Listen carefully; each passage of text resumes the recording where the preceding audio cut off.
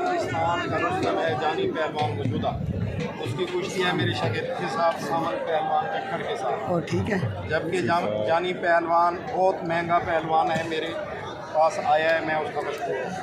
मेरे पास गोगा पहलवान गुजरांवाला आया है, पाकिस्तान के, पंजाब के नहीं, पाकिस्तान के जो एक्स पहलवान थे और जो मौजूदा पहलवान है, जो सबसे बड़े पहलवान हैं, सब मेरे मेले में मेरी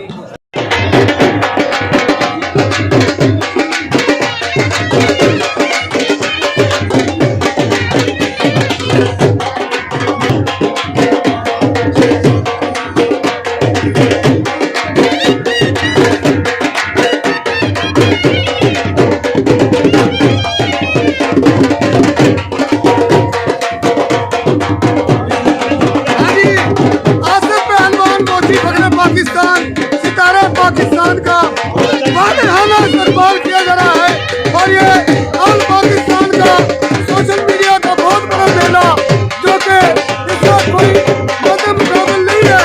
ऑल पाकिस्तान का ये बहुत बड़ा मेला ये लग चुका है हाजी बाबू पहलवान नहीं जाता और इसमें आसिफ पहलवान को तकरीब ला चुके हैं।